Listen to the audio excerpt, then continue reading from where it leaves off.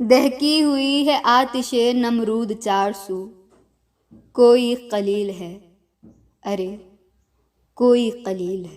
معزز سامعین، یہ مہینہ اللہ کے خلیل یعنی حضرت ابراہیم کو یاد کرنے کا ہے۔ جانتے ہو اللہ نے انہیں اپنا خلیل یعنی دوست کا لقب کیوں کر دیا؟ کیونکہ سیدنا حضرت ابراہیم علیہ السلام وہ نبی ہے جنہیں اللہ نے بے انتہا آزمایا ہے۔ کبھی انہیں آتش نمرود سے آزمایا تو کبھی بے اولادی سے، کبھی لمبے انتظار کے بعد پائی گئی معصوم سی جان کو صحرا میں چھڑوانے سے آزمایا، تو کبھی ایک لوتی اولاد کی گردن پر چھری کو چلا کے آزمایا، اور وہ اپنی ہر آزمائش میں کھرے اترے، اور اس انداز سے کھرے اترے کہ اللہ نے ان کی آزمائش کے دوران کی خوبصورت اداؤں کو تا قیامت تک مسلمانوں پر فرض کر دیا حج کی صورت میں۔ حضرت ابراہیم کا ایمان اللہ پر کس قدر مضبوط تھا، مختصراً اس واقعے سے سمجھیں کہ نمرود نے حضرت ابراہیم کو سزا کے طور پر جب آگ میں ڈالنے کا حکم دیا تو 40 دن تک آگ دہکائی گئی، اور اس قدر دہکائی گئی کہ کئی میٹر تک اگر اس کے اوپر سے کوئی پرندہ گزرتا تو وہ بھی جھلس کر رہ جاتا۔ ابراہیم علیہ السلام کو جب غلیل میں بٹھا کر اس آگ کی جانب پھینکا جانے لگا تو حضرت جبرائیل پانی کے فرشتے کے ساتھ حضرت ابراہیم کے پاس آئے، اور وہ منتظر تھے کہ وہ ان سے مدد چاہتے، پر حضرت ابراہیم نے کچھ نہ کہا۔ تو حضرت جبرائیل سے رہا نہ گیا اور انہوں نے خود پوچھ لیا کہ اے ابراہیم، کہ تمہیں میری ضرورت نہیں؟ پر حضرت ابراہیم نے کہا کہ میں ضرورت مند تو ہوں، پر تو بھی میری طرح ایک مخلوق ہے، تیرا تو نہیں لیکن اللہ کا محتاج ہوں۔ ان کے اس جواب پر حضرت جبرائیل کہنے لگے تو اے ابراہیم، تم اللہ سے کیوں نہیں مانگتے؟ اللہ سے تو مانگ لو۔ اس پر پر اطمینان انداز میں حضرت ابراہیم کہنے لگے کہ کیا وہ دیکھ نہیں رہا کہ میں کہاں جا رہا ہوں؟ میرا تو حال ہی سوال ہے، ہو سکتا ہے وہ مجھے جلانا چاہتا ہو اور میں اس سے بچنے کی دعا کر بیٹھوں تو اس کی منشا کے خلاف ہو جائے، اور اگر وہ بچانا چاہتا ہے تو میرا حال اس پر آیا ہے۔ سبحان اللہ کہ ہم وہ راہی ہے لیے پھرتے ہیں سر پر سورج، ہم کبھی پیڑ سے سایہ نہیں مانگا کرتے۔ وہ آگ جو 40 دن تک دہکائی جا رہی تھی، اس میں جانے کا مطلب صاف طور پر موت تھا۔ اللہ نے مدد بھیجی ہے فرشتوں کی صورت میں، مگر اس قلیل کے لیے رب کی منشا اپنی جان سے بڑھ کر ضروری ہے کہ جو خمار تیرے عشق کا اسے موت کیسے فناہ کرے، وہ تو پہلے موت سے مر گیا تیرے عشق میں جو جیا کرے۔ بس حضرت ابراہیم کا یہ کہنا تھا کہ اللہ کی رحمت جلال میں آئی اور حکم ہوا کہ یا نارو کونی برداً والسلام علی ابراہیم، اور آگ نے ابراہیم علیہ السلام کو اس طرح سے اپنی باہوں میں لیا جس طرح کوئی ماں اپنے بچے کو لیتی ہے، اور پھر چشمہ فلک نے دیکھا، اس زمین نے اور ان کفار و مشرکین نے دیکھا کہ ابراہیم علیہ السلام آگ سے صحیح و سالم نکل آئے، اور لوگوں کی زبانوں سے بے دھڑک نکلا کہ اے ابراہیم، کیا ہی زبردست رب ہے تیرا جس نے تجھے اس مصیبت سے نکالا۔ بے قطر کود پڑا آتش نمرود میں عشق، عقل ہے محو تماشائے لب پاما بھی۔ پھر آپ علیہ السلام نے اس شہر سے ہجرت فرما لی، اور انہوں نے شادی کی حضرت ہاجرہ اور حضرت سارہ سے۔ پھر اللہ نے ایک اور امتحان لیا کہ اولاد سے محروم رکھا۔ شادی کے اتنے سال ہو گئے مگر پھر بھی حضرت سارہ کی گود سونی تھی، حضرت ہاجرہ کی گود سونی تھی۔ اللہ سے دعا کرتے رہتے کہ ربی حبلی من الصالحین۔ بالآخر اللہ نے دعا قبول فرمائی اور بشارت دی کہ بشرناہ بغلام حلیم۔ قرآن کی ان آیات میں یہ بات غور کرنے کی ہے کہ حضرت ابراہیم نے سوال کیا تھا صالح بیٹے کا، اور اللہ نے بشارت دی حلیم بیٹے کی۔ اللہ بہترین جاننے والا ہے کہ حضرت ابراہیم کی زندگی میں آنے والی مشکلوں کو برداشت کرنے کے لیے صرف صالح بیٹے کی نہیں بلکہ حلیم بیٹے کی ضرورت ہوگی۔ 84 سال کی عمر میں دعائیں مانگ مانگ بیٹا پیدا ہوا۔ بڑھاپے میں تو بچے ویسے ہی عزیز ہوتے ہیں، پھر وہ بھی ایک لوتا بیٹا، اس سے تو انہیں کس قدر محبت و الفت ہوں گی۔ کہ اللہ نے پھر ایک اور امتحان میں ڈال دیا۔ حکم ہوا کہ اپنے دودھ پیتے ہوئے معصوم سے بچے کو میرے لیے خود سے دور کر دو اور دونوں ماں بیٹے کو غیر زرع میں چھوڑ آؤ۔ تو اس حکم پر حضرت ابراہیم راضی ہو گئے کہ وہ خلیل یوں ہی تو نہیں بنے نا۔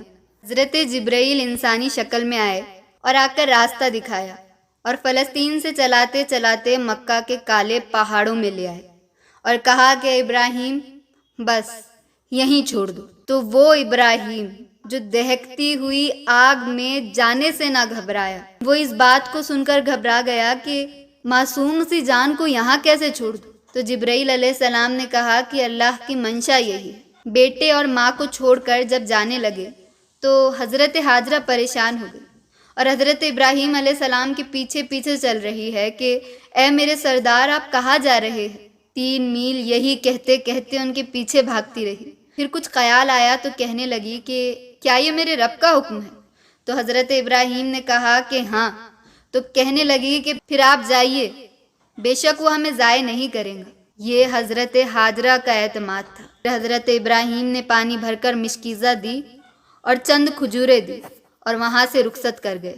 پھر جب وہ پانی اور کھجوریں ختم ہوئی تو اللہ اللہ کانپ کر رکھ دینے والا منظر تھا کہ مکہ کی کالی وادی ہے، جلتا ہوا سورج ہے، تپتی ہوئی زمین ہے، نہ لہر ہے نہ گھاس ہے، نہ جھاڑ ہے، نہ زندگی گزارنے کا کوئی آثار ہے۔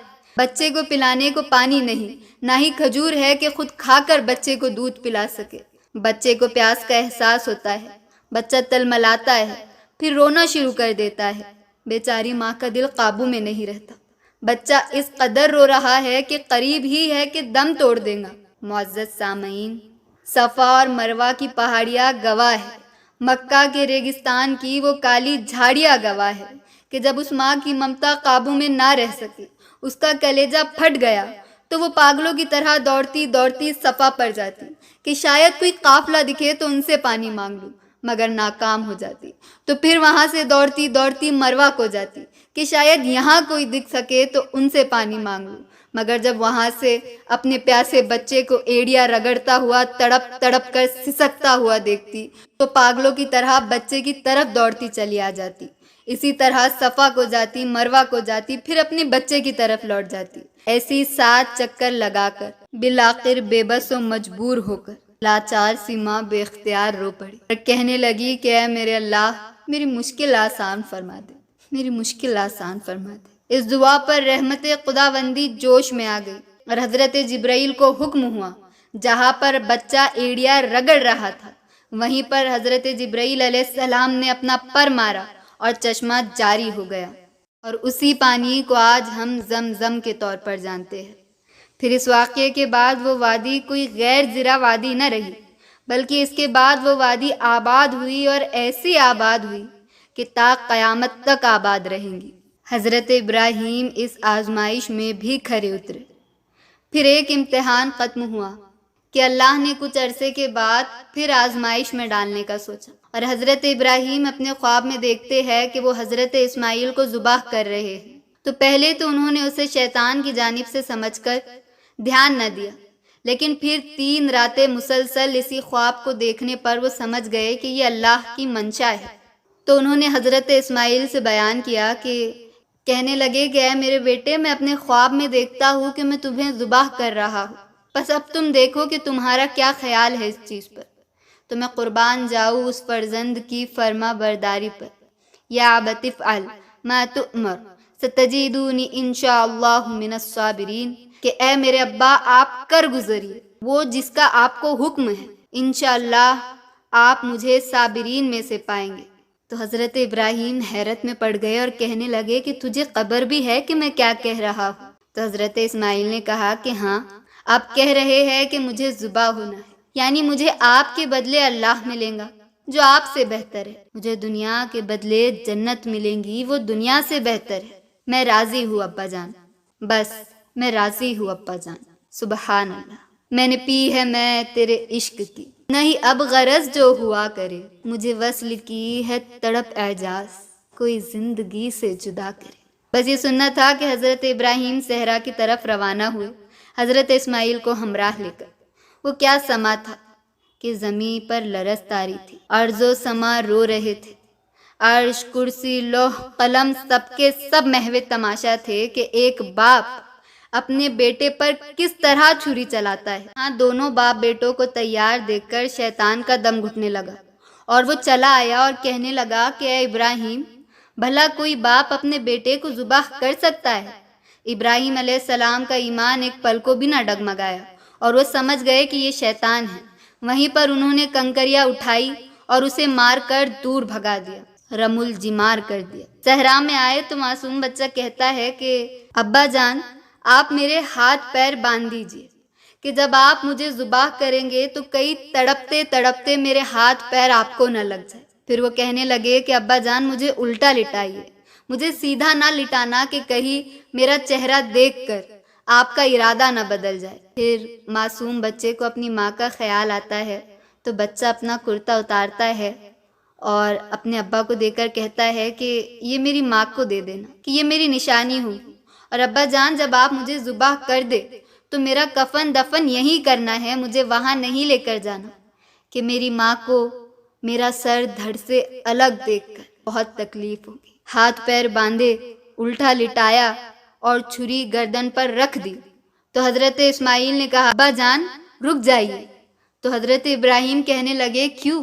ابھی تو تم کہتے تھے کہ ستجدونی انشاءاللہ، تو اب کیا ہوا؟ تو حضرت اسماعیل کہنے لگے کہ رک جائیے ابا جان، یہ رسیاں کھول دیجئے کہ کل کا مورخ تاریخ میں یہ نہ لکھ دے کہ باپ ذبح کرنا چاہتا تھا، بیٹا ذبح نہیں ہونا چاہتا تھا۔ اللہ اکبر! یہ فیضان نظر تھا کہ مکتب کی کرامت تھی، سکھائے تھے کس نے اسماعیل کو آداب فرزندی۔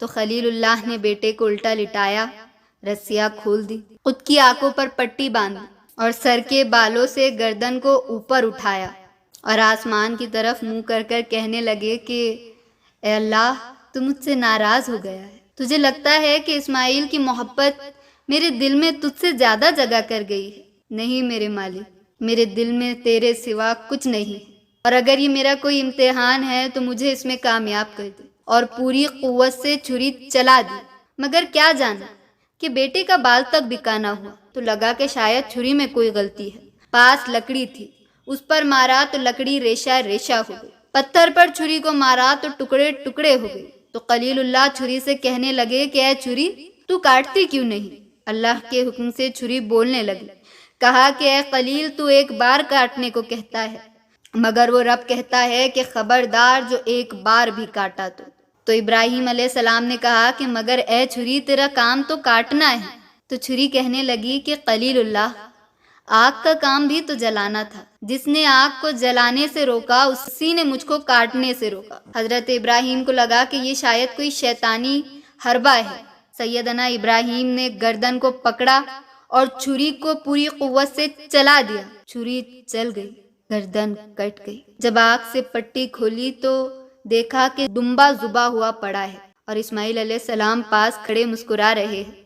تو ابراہیم علیہ السلام کی زبان سے بے ساختہ نکلا اللہ اکبر۔